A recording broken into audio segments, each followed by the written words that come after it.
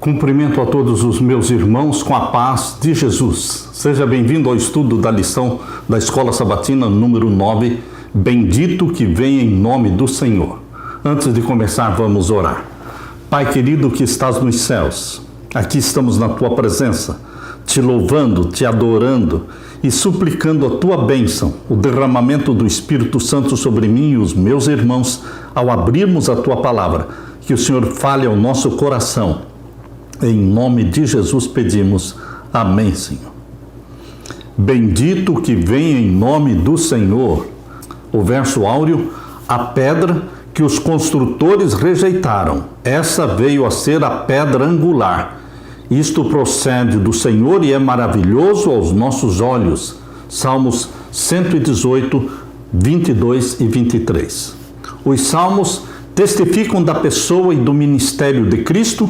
Quase todos os aspectos da sua obra de salvação são vistos no livro dos Salmos de diferentes maneiras. A vida e a obra de Cristo são prefiguradas e preditas nos Salmos, muitas vezes com notável precisão. Os tópicos revelados em Salmos incluem a divindade de Jesus, sua filiação divina, sua obediência, seu zelo pelo templo de Deus, sua identidade como bom pastor, sua traição, seu sofrimento, a profecia de que os seus ossos não seriam quebrados, a sua morte na cruz, ressurreição, a ascensão de Jesus, o sacerdócio e a realeza de Jesus no santuário celestial. Está tudo ali, como predito muitos séculos antes que Jesus viesse em carne, tornasse um de nós. Não é de admirar que no caminho para Emaús, Cristo tenha apontado para o livro de Salmos ao falar sobre as profecias a respeito do seu ministério. Jesus queria que os discípulos encontrassem em Salmos evidências de quem ele era. Alguns salmos têm um cumprimento tipológico em Cristo, como, por exemplo, o Salmo 24, 45, 72 e 101, onde mostra Jesus como rei e juiz ideal. E no 88 e 102, falando das orações do servo sofredor, por meio de lamentos, por meio de ações de graças, por meio de louvores e clamores dos salmistas, por justiça e libertação. Ouvimos os ecos da oração de Cristo pela salvação do mundo. Meu querido irmão, Jesus é o bendito que veio em nome do Senhor para ser Salvador nosso. Aleluia! Na parte de domingo, divino pastor abnegado. Jesus, como pastor, revela um profundo amor, um profundo cuidado por você e por mim. Somos suas ovelhas. A ovelha é um animalzinho tão frágil, tão indefeso, que só pode sobreviver pela proteção do pastor. Assim é você, assim somos nós. Nós somos ovelhas do seu pasto. Vamos abrir a palavra de Deus neste salmo maravilhoso. O salmo que a maioria sabe de cor, o Salmo 23. Este é o salmo do bom pastor. Vamos ler. O Senhor é o meu pastor, nada me faltará. Se Jesus é o seu pastor, nada vai faltar. Águas cristalinas, pastos verdejantes, proteção. Deitar-me fazem verdes pastos, guia-me mansamente a águas tranquilas. Refrigera minha alma, guia-me pelas veredas da justiça, por amor do seu nome. Ainda que eu andasse pelo vale da sombra da morte, não temeria mal algum, porque tu estás comigo. A tua vara e o teu cajado me consolam. Preparas uma mesa perante mim na presença dos meus inimigos. Unges a minha cabeça com óleo e o meu cálice transborda. Certamente que a bondade e a misericórdia me seguirão todos os dias da minha vida e habitarei na casa do Senhor por longos dias. Meu querido irmão, este salmo diz tudo o que você e eu precisamos. Nós vamos encontrar em Jesus, o bom pastor. Esta figura de Jesus como bom pastor é a mais cativante, é a mais comum de todas as outras, porque nós, ovelhas, precisamos deste pastor divino, abnegado. Vamos ler também no Salmo 80, o Salmo 80 e o verso 1.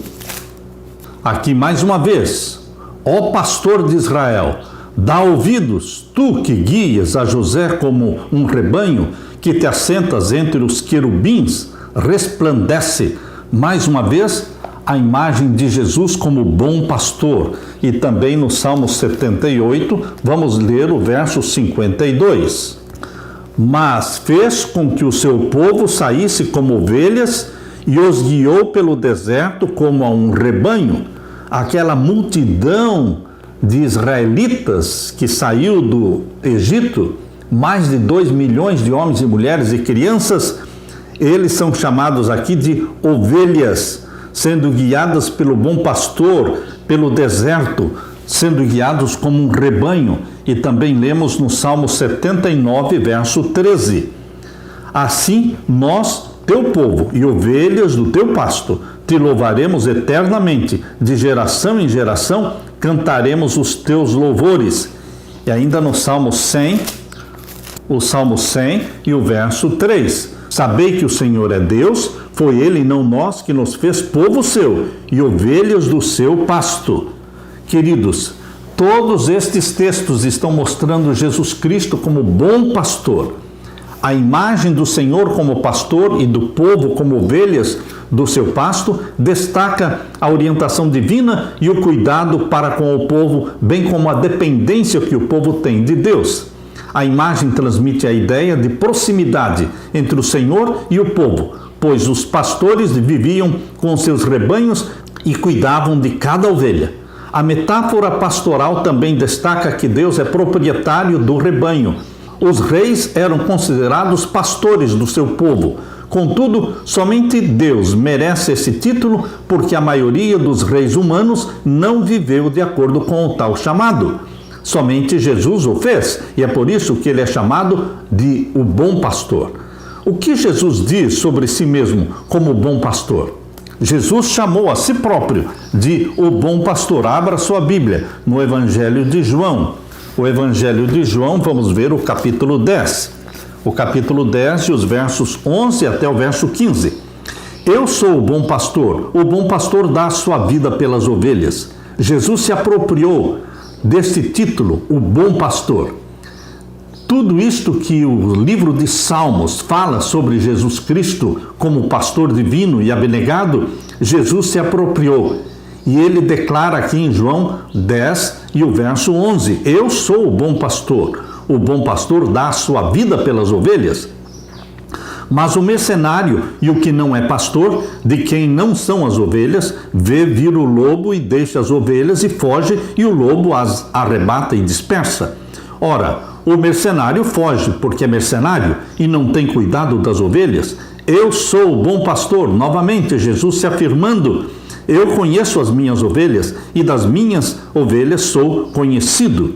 Queridos, esses textos que mostram Jesus Cristo se proclamando como bom pastor, nos confortam estes textos, porque eu encontro em Jesus tudo que um pastor dá para a ovelha: águas cristalinas, pastos verdejantes, ou seja, ele nos alimenta, ele cuida de nós.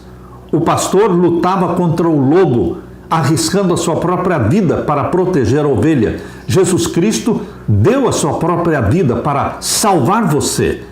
Lemos também no verso 16, ainda tenho outras ovelhas que não são deste aprisco. Também me convém agregar estas, e elas ouvirão a minha voz, e haverá um rebanho e um pastor. Quando Jesus voltar, haverá um só rebanho e um só pastor, Jesus Cristo. Queridos, o estreito vínculo entre o pastor e o seu rebanho é visto no fato de a voz do pastor ser inconfundível para as suas ovelhas. Até o presente tempo, os pastores do Oriente Médio conseguem dividir seus rebanhos que se misturam simplesmente chamando suas ovelhas, que reconhecem e seguem a sua voz. Podem ter ali 1000 ovelhas, ou seja, 10 rebanhos de 100 ovelhas. e elas estão todas misturadas. Mas quando um pastor se levanta e chama sua ovelha, todas aquelas ovelhas que são dele reconhecem a sua voz. E elas começam a se movimentar e sair do grande rebanho de 1000 e se juntam ao pastor. E assim cada pastor chama as suas ovelhas e elas ouvem a sua voz, conhecem a sua voz. E isto acontece ainda hoje. Queridos, quando uma ovelha segue um pastor estranho, ou seja, alguém que não é o seu pastor, é porque ela está doente. Ela está doente. Assim também as ovelhas de Jesus, quando seguem um outro pastor, ou seja, Satanás, que se diz pastor, mas não é pastor, ele é um mercenário, ele nunca deu a vida por você. Quando uma ovelha deixa Jesus para seguir a Satanás, é porque ela está doente, ela precisa ser curada. O bom pastor não abandona suas ovelhas perdidas, mas procura até salvá-las. Ou morre procurando, ou encontra a ovelha, mas não volta de braços vazios. Essa é uma imagem do relacionamento de Deus com o povo. Ele se dispôs a morrer pelas ovelhas e, paradoxalmente, torna-se um cordeiro sacrificial quando morreu como o cordeiro de Deus que tira o pecado do mundo. Jesus disse que chamaria suas ovelhas de outros apriscos, não somente do cristianismo, mas do budismo, do shintoísmo, do islamismo, do hinduísmo. Jesus Cristo tem suas ovelhas espalhadas em todas as religiões e Jesus as chamará: sai dela, povo meu. E elas ouvirão a voz de Jesus e se unirão a um rebanho que é o remanescente de Deus, os que guardam os mandamentos de Deus e têm a fé de Jesus Cristo. E então haverá um só rebanho e um só pastor. Jesus é o nosso bom pastor. Aleluia! Na parte de segunda-feira, o Messias sofredor. Agora vemos os salmos que falam de Jesus Cristo como aquele que sofreu, aquele que morreu por você. Todos os aspectos da vida de Jesus como Messias sofredor estão profetizados aqui no livro dos Salmos. Abra sua Bíblia em Salmos 22. O Salmo 22 é o Salmo do Messias sofredor. Leia comigo. Deus meu, por que me desamparaste? Estas são as palavras de Jesus na cruz, mas elas foram proferidas mais de 1000 anos antes de Cristo nascer. Deus meu, por que me desamparaste? Por que te alongas das palavras do meu bramido e não me auxilias? Jesus, na cruz do Calvário, se sentiu abandonado pelo Pai. Por quê? Porque ele se fez pecado. Jesus se fez pecado na cruz do Calvário, assumindo, incorporando os nossos pecados. E o pecado o fez se sentir separado do Pai. Por isso ele orou, dizendo: Deus meu, por que me desamparaste? E o verso 2: Deus meu, eu clamo de dia e tu não me ouves, de noite e não me sossego. Porém tu és santo, o que habitas entre os louvores de Israel. Em ti confiaram nossos pais, confiaram e tu os livraste. A ti clamaram e escaparam, em ti confiaram e não foram confundidos. Mas eu sou verme e não homem, opróbrio dos homens e desprezado do povo. Este verso 6, eu sou verme e não homem, está falando da situação de Jesus Cristo ao ser morto na cruz, desprezado como um verme, um opróbrio dos homens, desprezado do povo. Isto se cumpriu em Jesus. O verso 7, todos os que me veem zombam de mim. Isso se cumpriu na cruz do Calvário. Estendem os beiços e meneiam a cabeça, dizendo: confiou no Senhor, que o livre, livre-o, pois nele tem prazer. Esta frase, confiou no Senhor, então que o Senhor o livre, esta frase foi proferida lá no Calvário, quando Jesus estava pregado na cruz. Verso 9, mas tu és o que me tiraste do ventre e o que me preservaste, estando ainda nos seios da minha mãe. Sobre ti fui lançado desde a madre, tu és o meu Deus desde o ventre da minha mãe. Não te alongues de mim, pois a angústia está perto e não há quem ajude. Muitos touros me cercaram, fortes touros de Bazã me rodearam, abriram contra mim suas bocas, como um leão que despedaça e que ruge, como água que derramei, e todos os meus ossos se desconjuntaram, o meu coração é como cera, derreteu-se no meio das minhas entranhas, a minha força se secou como um caco, e a língua se me pega ao paladar, e me puseste no pó da morte. Verso 16, pois me rodearam cães, o ajuntamento de malfeitores me cercou, traspassaram-me as mãos e os pés. Vejam aqui a profecia messiânica, feita mais de 1000 anos antes de Jesus morrer na cruz, mostrando que ele morreria pregado. Traspassaram-me as mãos e os pés. Assim como na cruz, pregaram as mãos e os pés de Jesus Cristo na cruz. Poderia contar todos os meus ossos, eles me veem e me contemplam. Falando de Jesus na cruz do Calvário, verso 18, repartem entre si os meus vestidos e lançam sortes sobre a minha túnica. Isto se cumpriu quando Jesus Cristo foi pregado. Eles repartiram os vestidos de Jesus e a túnica, que não tinha costura, eles não a rasgaram. Eles lançaram sorte para ver quem ficaria com a túnica de Jesus. Esta profecia se cumpriu perfeitamente na morte de Jesus Cristo na cruz. Abra também a sua Bíblia no Salmo 118. O Salmo 118, vamos ver então o verso 22. A pedra que os edificadores rejeitaram tornou-se cabeça da esquina, a pedra angular, rejeitada. Esse é um texto aqui de Salmo 118, 22, que se cumpriu em Jesus, porque Jesus é a pedra que foi rejeitada. Queridos, os salmos expressam a agonia do abandono do Messias sofredor. O Salmo 22 é uma profecia messiânica direta, porque muitos detalhes ali não podem ser historicamente ligados ao rei Davi, mas se encaixam perfeitamente nas circunstâncias da morte de Jesus na cruz. Ali, Jesus orou com as palavras: Deus meu, por que me desamparaste? Cristo sofreu o tormento da separação do Pai, pois carregou os pecados do mundo inteiro. Apesar do desespero enfrentado, Jesus disse: Pai, em tuas mãos entrego o meu espírito.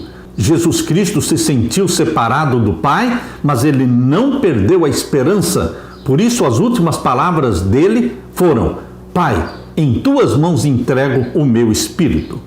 A iniquidade de todos nós foi posta sobre Cristo como nosso substituto e fiador. Ele foi contado como transgressor para nos livrar da condenação da lei. A culpa de todo o descendente de Adão pesava sobre Jesus. A ira de Deus contra o pecado encheu de profunda tristeza o coração de Jesus. A imagem de touros, leões rugindo e cães, ali no Salmo 22, destaca a crueldade e a animosidade do povo que Cristo, comparado a um verme indefeso, encontrou nas horas finais da sua vida. Com incrível precisão, o Salmo 22 narra os comentários venenosos dos que zombavam de Jesus com as próprias palavras dele, meneando a cabeça e zombando de Jesus, dizendo: confiou no Senhor, que o Senhor o livre. E os soldados, dividindo suas vestes, mal entendiam eles que eles estavam cumprindo uma profecia. O Messias rejeitado tornou-se, após a sua ressurreição, a fonte de salvação para o povo de Deus. Cristo sofreu a rejeição da humanidade, mas Deus glorificou seu Filho ao torná-lo a pedra angular, viva do templo de Deus. Para aqueles que rejeitam esta pedra se tornará o agente do juízo. A pedra angular é Jesus Cristo. Você caindo sobre ela, você é convertido e salvo. Querido amigo, querido irmão, na cruz, Jesus pagou a penalidade dos pecados que nós cometemos. Ele sofreu em nosso favor e em nosso lugar. Isso afeta a sua maneira de viver? Ou você é indiferente a Cristo que morreu na cruz, aos sofrimentos dele? Afeta a sua vida saber que Jesus morreu por você? Afeta sim, porque em Jesus Cristo você encontra Salvador, perdão dos pecados. O pecado precisa se tornar repulsivo para você, porque é Satanás, pecado é Satanás, e foram os nossos pecados que crucificaram Cristo na cruz. Por isso, amar o pecado é amar a Satanás e rejeitar a Jesus Cristo como Messias. Portanto, meu irmão, minha irmã, aborreça o pecado, que ele seja repulsivo para você, e abrace a Jesus Cristo como Messias sofredor, que morreu, mas que ressuscitou por você e por mim. Aleluia! Na parte de terça-feira, para sempre fiel à sua aliança, Jesus Cristo é sempre fiel. Ele nunca nos desampara. Abra a sua Bíblia no Salmo 89 e vamos ler os versos 27 a 29. Também por isso lhe darei o lugar de primogênito, falo-ei mais elevado do que os reis da terra. Jesus Cristo é chamado na profecia de primogênito, não porque foi o primeiro a nascer. Por exemplo, Davi é chamado de primogênito, mas ele não foi o primeiro filho de Jessé. Davi é chamado de primogênito pelo seu destaque, pela sua importância, pela sua preeminência entre os seus irmãos, pela sua excelência. Assim também Jesus é chamado de primogênito, não porque foi o primeiro criado ou o primeiro a ser gerado. Verso 27, também por isso lhe darei o lugar de primogênito, falo-ei mais elevado do que os reis da terra. A minha benignidade lhe guardarei para sempre, e o meu conserto lhe será firme, e conservarei para sempre a sua descendência e o seu trono como os dias do céu. E ainda no Salmo 132, o Salmo 132, vamos ler os versos 10 a 12. Por amor de Davi teu servo, não faças virar o rosto do teu ungido. O Senhor jurou a Davi com verdade e não se desviará dela. Do fruto do teu ventre porei sobre o teu trono. Jesus Cristo é fiel à aliança que foi feita, porque ele não abandonou o seu povo.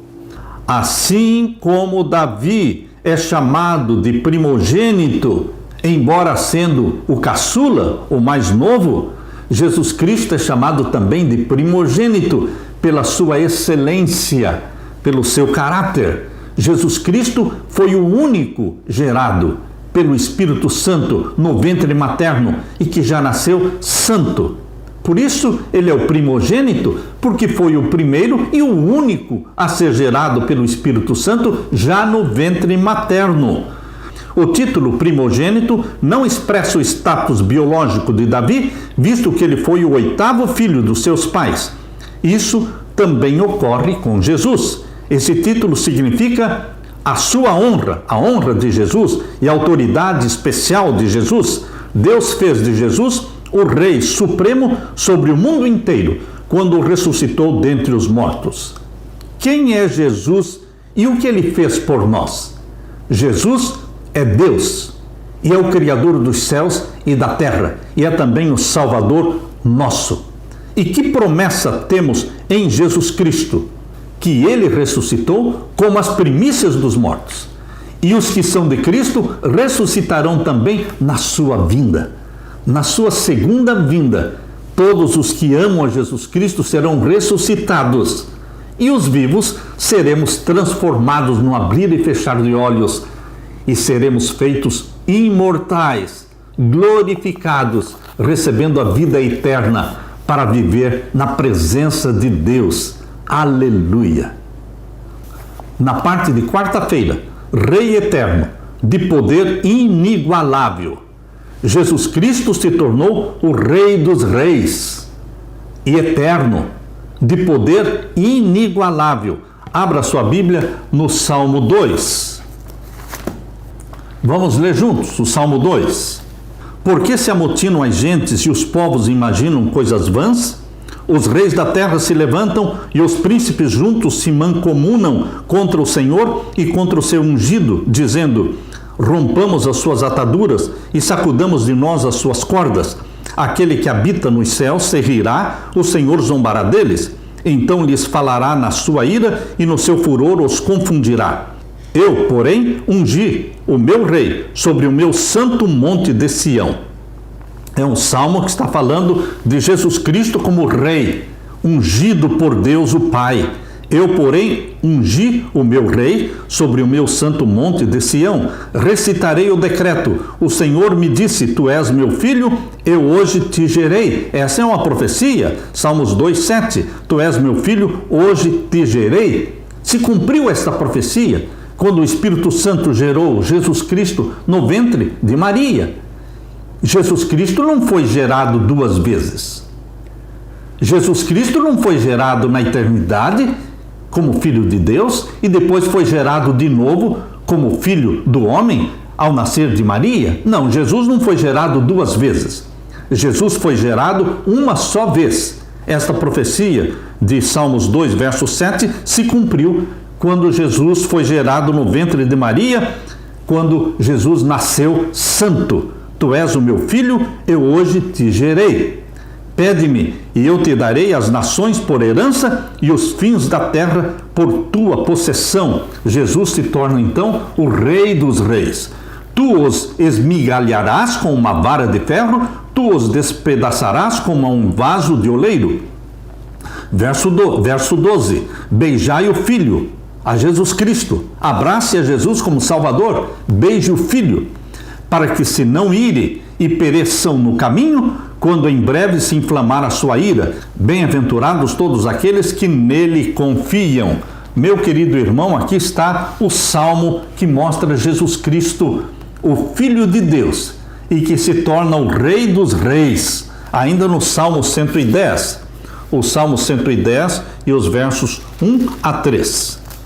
Leia comigo.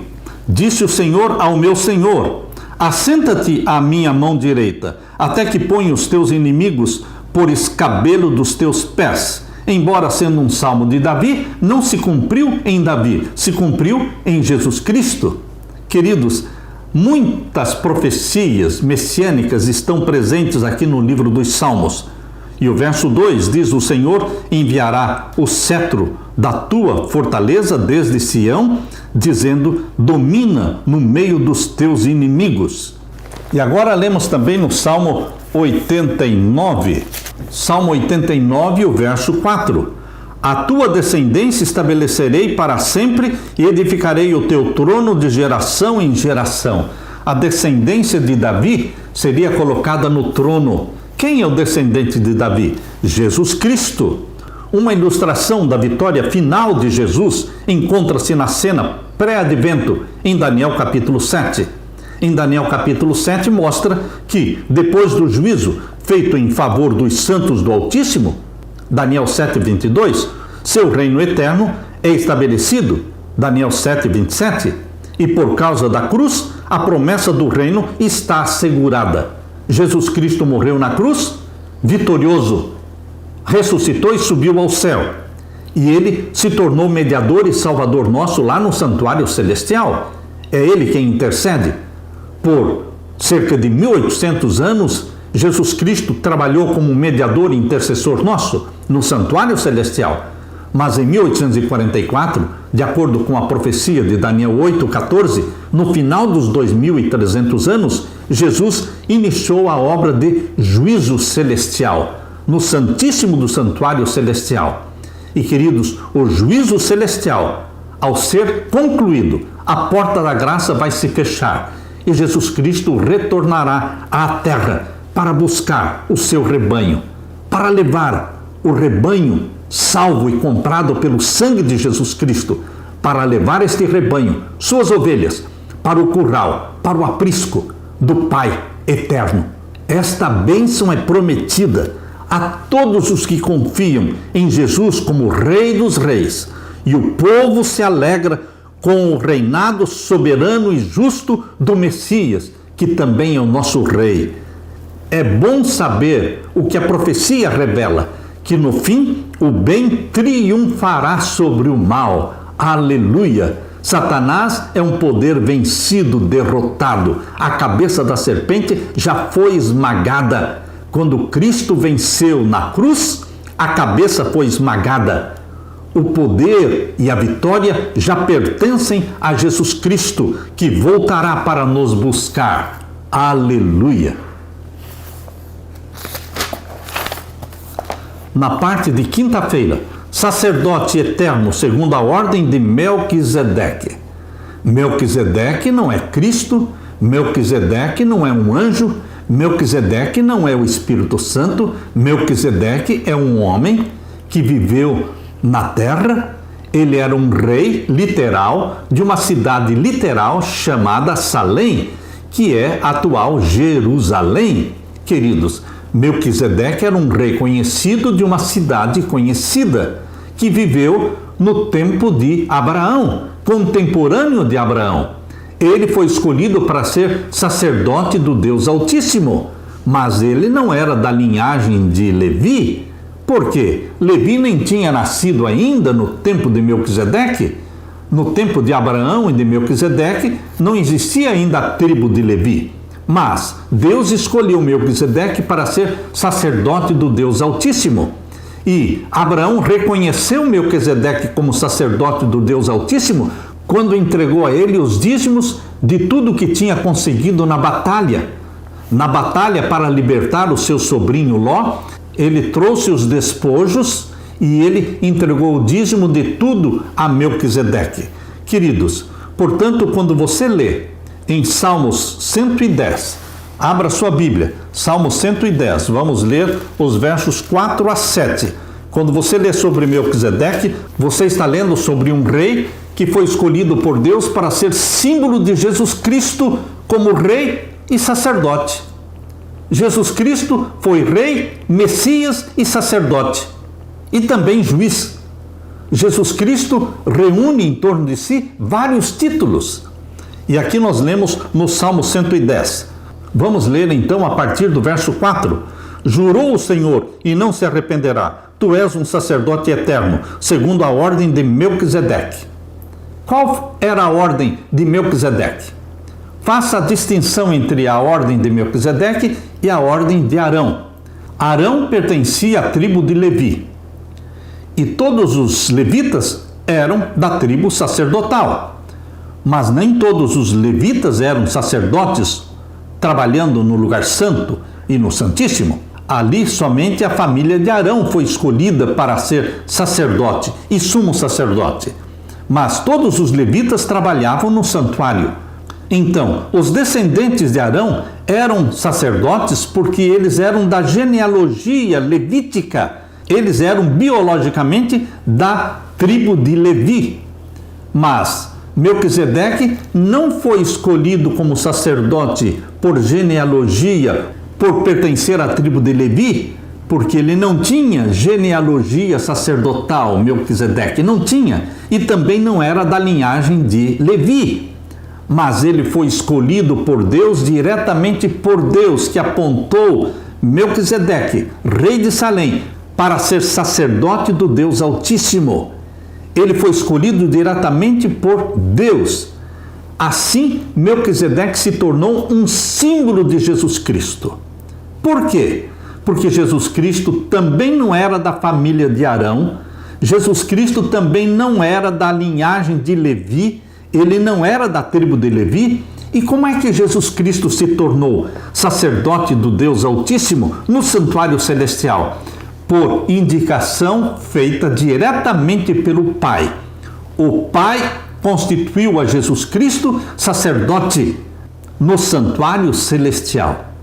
Assim como o Pai constituiu a Melquisedeque, assim ele constituiu também a Jesus Cristo, sem necessitar genealogia sacerdotal, sem pertencer à tribo de Levi. Por isso diz aqui que Jesus foi feito sacerdote segundo a ordem de Melquisedeque, da mesma forma como Melquisedeque foi constituído. Jurou o Senhor e não se arrependerá, tu és um sacerdote eterno, segundo a ordem de Melquisedeque. Esta é uma profecia que se cumpriu no sacerdócio de Jesus Cristo no santuário celestial. E aqui diz o verso 6. Julgará entre as nações, enxelazá de cadáveres, ferirá os cabeças de grandes terras. Pelo caminho descedentar-se-á no ribeiro e prosseguirá de cabeça erguida. Jesus Cristo, o sacerdote e também rei. Jesus Cristo é rei, é sacerdote, é Messias e é juiz. Os reis na terra não atuavam como sacerdotes. Por melhor que fosse o rei, ele não era sacerdote. Davi não era sacerdote. Reis e pessoas traziam sacrifícios aos sacerdotes, os quais os ofereciam. O Antigo Testamento não fala de Davi ou de outro rei exercendo o sacerdócio na ordem de Melquisedeque, porque é uma profecia. Salmo 110, verso 4, é uma profecia que se cumpriu em Jesus Cristo. Portanto, no Salmo 110, fala de Jesus Cristo como rei sacerdote distinto na história de Israel. Quais as implicações do sacerdócio superior de Cristo? Abra sua Bíblia em Hebreus, capítulo 7. Vamos ler aqui Hebreus, capítulo 7, verso 1. Primeiramente, verso 1 a verso 3. Porque esse Melquisedeque, que era rei de Salém, Jerusalém, sacerdote do Deus Altíssimo, ou seja, um rei conhecido de uma cidade conhecida, e que saiu ao encontro de Abraão quando ele regressava da matança dos reis e o abençoou, a quem também Abraão deu o dízimo de tudo, e primeiramente é por interpretação rei de justiça. Melquisedeque quer dizer rei de justiça, e depois também rei de Salém, que é rei de paz. E o verso 3 diz que Melquisedeque, na genealogia sacerdotal, não tinha pai nem mãe. Aliás, na genealogia sacerdotal, Melquisedeque nunca nasceu e nunca morreu. Ele não existe na genealogia sacerdotal. Por isso que diz aqui o verso 3, sem pai, sem mãe, sem genealogia, não tendo princípio de dias, ou seja, não nasceu, e não tem fim de dias, ou seja, não morreu, mas sendo feito semelhante ao Filho de Deus, permanece sacerdote para sempre. Melquisedeque foi constituído sacerdote diretamente por ordem de Deus, assim como Jesus. Jesus também não nasceu como sacerdote na genealogia da tribo de Levi. Quando você procura o nome de Jesus na linhagem sacerdotal da tribo de Levi, você não vai encontrar, ele não existe. Na linhagem sacerdotal de Levi, Jesus não nasceu e não morreu. Mas, queridos, nós estamos falando de genealogia sacerdotal. Na realidade, Jesus nasceu e morreu. Assim como Melquisedeque, na realidade, nasceu e morreu. Mas, na genealogia sacerdotal, eles não existem. Nem nasceram e não morreram. Mas foram constituídos sacerdotes por ordem direta de Deus. O sacerdócio de Arão, da tribo de Levi, trabalhou no santuário da terra. Mas, no santuário celestial, não existe sacerdócio levítico. Existe o sacerdócio de Melquisedeque, que era um símbolo de Jesus Cristo.